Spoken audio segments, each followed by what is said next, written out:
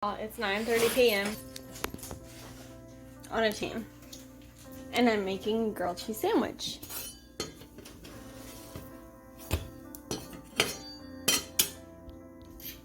This is pregnancy. On September 23rd, I was told that I was having my second miscarriage. I've had 2 consecutive miscarriages, 1 month apart, and this is the last of my story. I went home to face the fact that I was once again going to lose the chance of being a mother on earth. I have only ever broken down in front of Brandon, and I knew that now was not the time. I knew that it wasn't over and that I needed to stay strong to get myself through this. So I tightened a metaphorical fist around my heart and monotoned the conversation that left us earthly childless. I stated the 3 options given to me and how I had obviously chosen to come home with a set phone appointment for Wednesday. This phone conversation was determined how far along I had gotten in the miscarrying process. If I felt that I had not progressed, we planned on taking another course of action, which would have been a D&C. The abortion pill is not an option for me.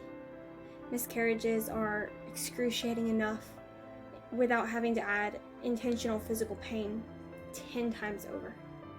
I felt comfort in knowing that most likely my body was not able to sustain a healthy pregnancy so soon after having a miscarriage, my first miscarriage. Conceiving less than a month after my chemical pregnancy, which is what it was, is very fast and it's not recommended by doctors. My OB offered me this small piece of nicety in one of the hardest moments in my life. Hearing her say that she honestly thinks that my 3rd pregnancy is going to be completely healthy and I'll go to full term helped hold back the tears and my fear of guilt of being that cause. Of course, being the problem. Being the obstacle in the way of Brandon becoming a father and our parents having grandchildren. In my heart and in my bones, in my head, I believe that I'm not fully healed from the first loss, and someday sooner rather than later, I will have a healthy growing pregnancy and I'll be a mother on earth. My instincts on the matter have been pretty spot on since the beginning, so it's really hard not to believe that these aren't true. Of course, only time will tell. Nightfall came and we all climbed on the couch together to watch movies. The cramps became increasingly prominent. I thought to myself, this is it. Eventually, I couldn't take it anymore. I went upstairs and sat on the toilet, bent over my stomach as tears streamed down my face. A clot after clot after clot dropped into that water. I was told that it was going to be much different this time. I was going to see a tiny baby, a little human. While this was happening, I thought they were wrong. Deep, dark clots of blood seeped out, and the amount of pain I was in made me think that this was definitely the bulk of what was going to take place. I was so wrong. I had never felt cramps quite this strong before. It was getting to the point where it was unbearable. I was weak, I was tired, I was bawling from the excruciating pain, more physical than emotional at that moment. Brandon found me hunched over, my hands over my face and my hair tangled. He sat down in front of me and told me to look at him. I was scared and in pain. He looked at me and then held me. My head in his shoulder blade and his hands rubbing my back, whispering it's going to be okay. He sat on the bathroom floor with me for hours. The pain came in waves, making small talk in between blows and him talking while I winced gave me something to focus on and something to pull my mind off of what was happening and onto him. He even tried making out with me. If that's not love, I honestly don't know what is. That entire night, he was my rock. My body was getting ready to remove what was once accepted and now being rejected. It felt like my organs were turning in on each other, like they were twisting and turning in knots, trying to break free from the major tangle they had put themselves in. Football Sunday followed. The clotting had somewhat dissipated, but the cramps were lingering. I remember scrunching in a ball on Grammy's couch underneath blankets that the whole family had placed over me. I hid my face as best I could, so they couldn't see the tears sliding down my cheeks. I was embarrassed, in pain, and still blaming myself for what was happening. I always knew that this was never my fault. I have no control over what my inside of my body will do and will not do. That does not change the fact that so many women in this situation turn on themselves. It felt like I had the weight of our family's pain on my shoulders. I felt like I was the one to blame for the loss that they so also felt. I was the one carrying the baby. I was the one who was supposed to protect them, but I couldn't. Come all the way down to the bottom, spring off the table. You good this time?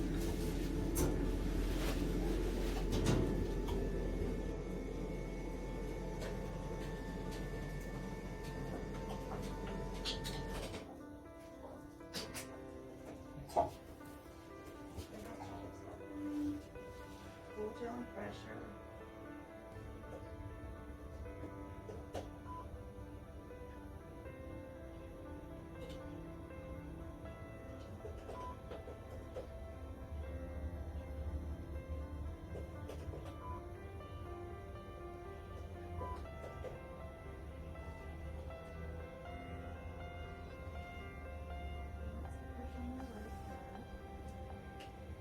You said no cramping or anything with the spotting? No, I mean, yes, but I think that isn't from that. It's because I have, You were constipated? yeah.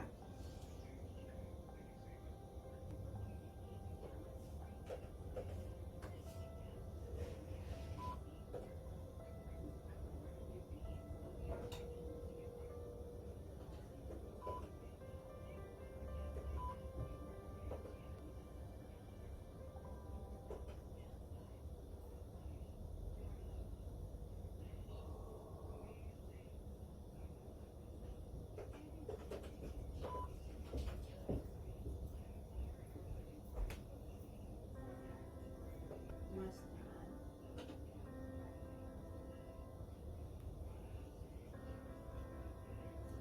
You can't tell me anything about what you see, can you? I can't. I'm sorry. Especially with there being bleeding and all, she's got to go over everything, any labs or anything. And that's just because I don't diagnose. Blood pressure might not be done.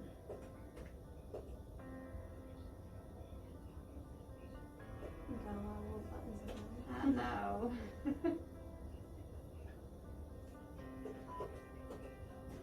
That's it. Push up with your feet and let it down. And when was the last time you got labs done? Was it when you were here? Yeah, on September 7th, but I never got the results. They said that LabCorp, like, I don't know who lost them, but they never got them. So So I Lab- caught. There's I'm some gonna- tissue over there if you need it. Thank you. You're welcome.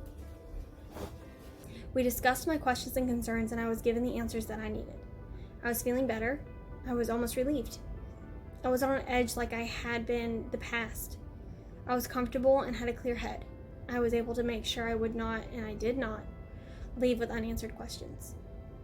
The DNC conversation was informative, and she was very proactive. Because she had found out I was coming in to discuss this option, she went ahead and scheduled the procedure for 6 p.m. that night. Discussion, I was immediately taken back to another internal ultrasound where I was just told, yes, there is definitely some tissue still in there. Is it enough to be genetically tested? She hesitated. I can't say for sure. I won't know until I get in there. But since there definitely is contents, a DNC is a really good option for you right now. I wanted to have the fetus that had started to grow and then stopped tested for genetic abnormalities to cross it off of the list of possible reasons as to why he or she became non-viable. I wanted to cover all of my bases and to receive as many answers as possible. I'm not able to start my testing process for a few weeks, so knowing that I could get this done and narrow down the possible causes was a great comfort. What was the baby measuring at my last ultrasound on Thursday? I had been wondering about this since I was staring at my weight ceiling on September 23rd. I couldn't sleep that night, and that's all I wanted to know.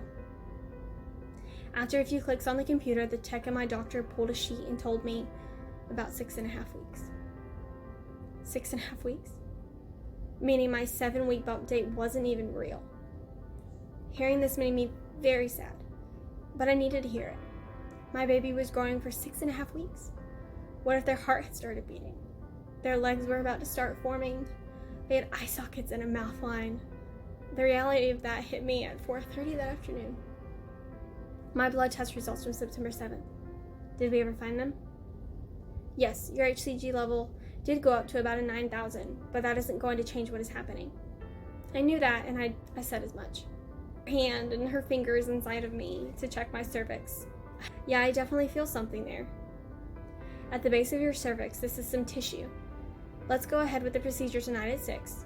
You need to be at the hospital by 4 p.m., so in about an hour. We will get you checked in and start the process.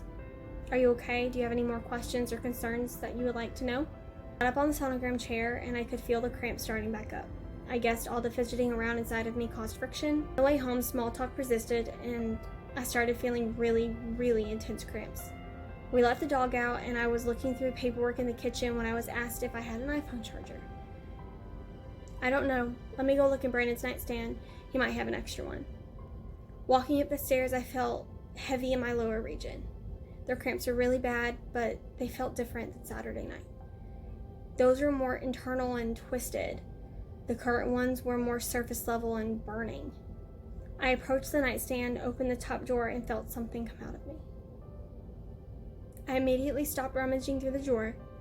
I paused and then shakily opened the rim of my lower garments and looked inside. My stomach knotted and my heart was in my throat. I saw what looked like a large pink head. It was skin or membranes or something. I didn't have any time to process because I heard my name coming from downstairs. You know those scenes in a movie where something traumatic happens to a character and everything around them is white noise? They slowly start to come out of it, breathing hard, about to cry or panic. Then a voice begins to echo and it snaps you back into reality, out of that fog. Well, that is exactly what happened. Shayna, your phone was ringing. Don't worry about the charger. I have enough juice. I felt like a zombie. I swallowed the lump and said okay, grabbed my phone from the island and almost waddled back up the stairs because I could feel what had left my body. I locked myself in the bathroom and pulled down my pants to find a forming baby. Eyes widened and disbelief clouded. I slowly ripped the pad from my linen and set it on the counter. I just stared. I don't know for how long, but I sat there on the edge of my toilet and stared at my baby. It had a head with eye sockets and a mouth line. It had a spine that led into a tail with a slit at the bottom where legs had begun to form. Tears started, silently crying. He asked me how my appointment went and I summarized everything. And then, I don't think I'm gonna need the DNC anymore. Why? Because I'm staring at her baby. I couldn't tear my eyes away. You know those things that you don't want to look at but you can't take your eyes off? That was this. I called my OB and told her what events had followed after leaving her office. Is it in the pad or in the toilet? It's in my pad. It has a head and eye sockets and a mouth and a spine with a slit where legs were supposed to be. I said that really fast. Oh, Shayna, I am so sorry you are having to go through this. I know this is awful.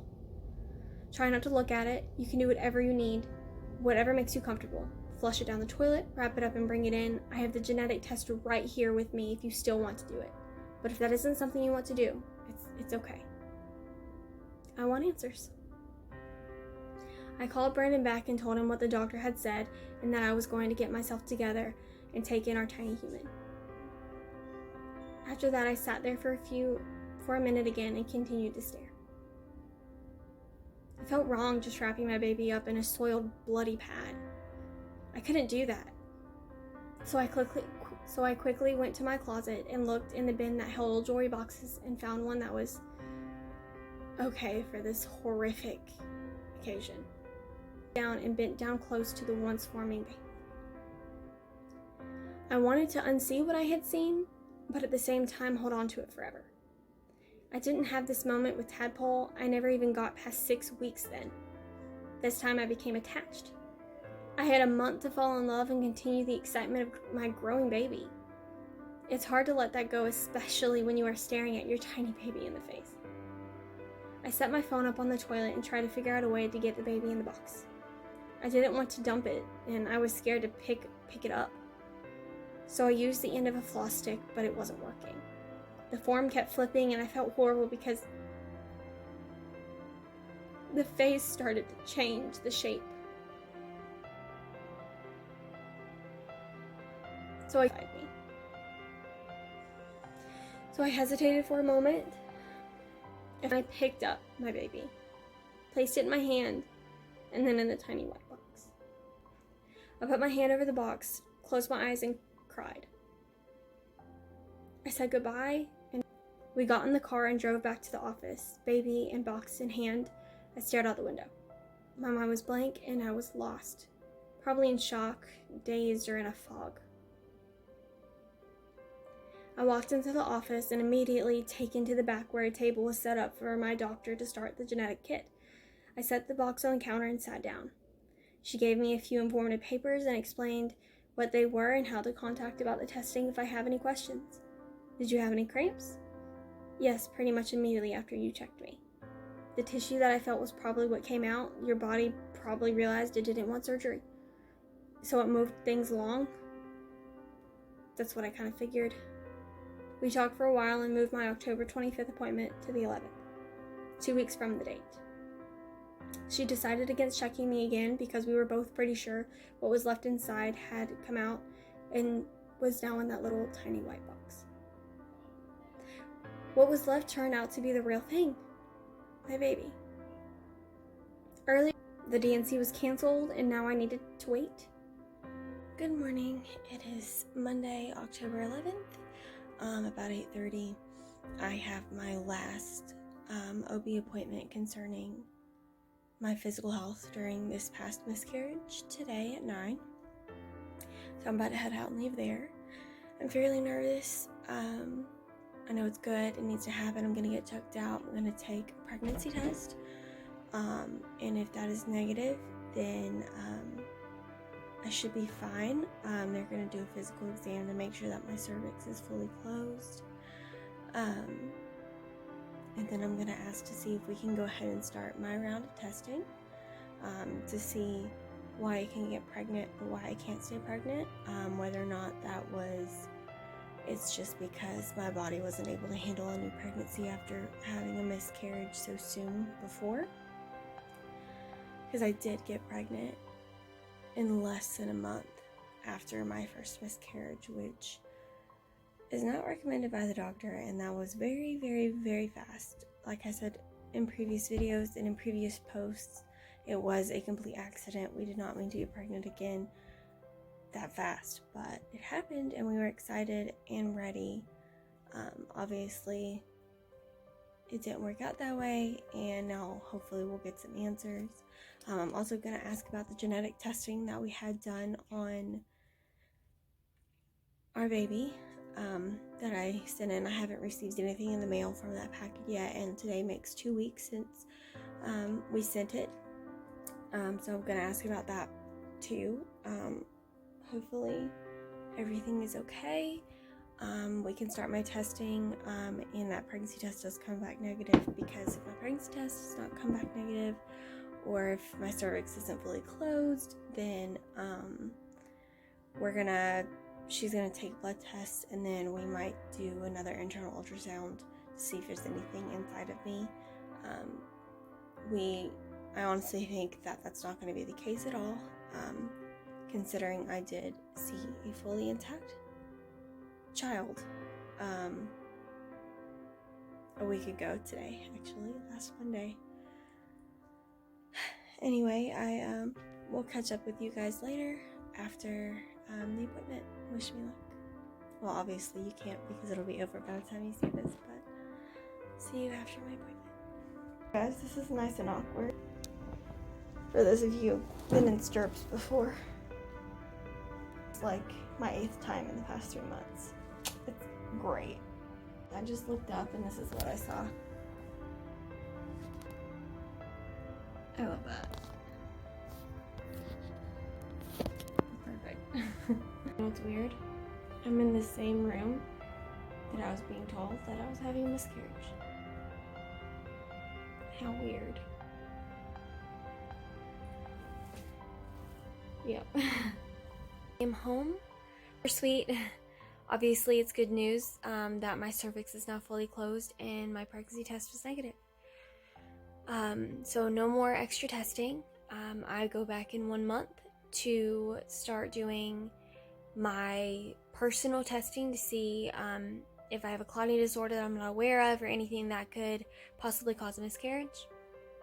I'm also still waiting on the genetic testing results from the baby. My doctor contacted them on Friday. They have received it and are still in the middle of doing those tests. After both results are in from my testing and the chromosomal testing, which won't be for a while, we'll have the full picture. We'll know if there's something wrong with me, if there was something wrong with the baby, if me and Brandon have chromosomal issues that just don't mix. We'll have answers. They could come back and say that there's nothing wrong. Which, the next time we do get pregnant, it's going to be nerve-wracking, but at the same time, it's going to be a blessing because we know that we're fine, we're perfectly healthy. It's a waiting game, and we'll just have to see. I also wanted to let you guys know that I did exclude a chunk of what's in my blog in this video. Last night, I pulled out my tablet and I recorded myself reading what I had written in my blog, because obviously I didn't take any videos during this process other than when I did pass the baby, but I'm not going to be sharing that video. It's very personal and it's for me and it's not for anyone else. I did share a blurred out picture, but I'm not going to be sharing those videos. So obviously I needed something to put in this last video for those of you that don't necessarily like to read. And also I wanted to give a full 360 view, so obviously video and emotion comes out more. But for those of you who do want to hear or read the extended version of what happened, you can go to my website at shadesofshay.org and read it there. I stopped after Monday, September 27th, when I passed my baby. The next few days were really when I broke down and emotions that I never felt before started to debut and I completely lost it. I broke down. I have that written in my blog, conversations with Brandon and I. We had an argument about the stuff, communication, all of that is in the blog, and I really, really encourage you, women who's going through this, women who have gone through this, even women who haven't, men, families, to go read that, because even though our situations may not have been exactly the same, the emotions and feelings that you have during a miscarriage, they're pretty much the same. So it's very informative, it's very detailed, and I want every woman to be able to read that and feel some kind of semblance of being heard, of knowing that another woman is going through this and they feel the same way. So I highly encourage you to go check that out. If I can just help one person, it would make me feel better. It would make me feel that knowing what I'm doing is the right thing. Hopefully this is going to be the last video I ever make on my personal miscarriages. And the next time I see you guys, it will be on a happier note. My husband and I are celebrating our wedding anniversary next week, which is ironically October 15th, the same day as Miscarriage and Pregnancy Loss Awareness. So we'll be reflecting on that as well as celebrating our love. I hope this video and my blog gives you guys some kind of peace or hope. And I'll see you when I see you.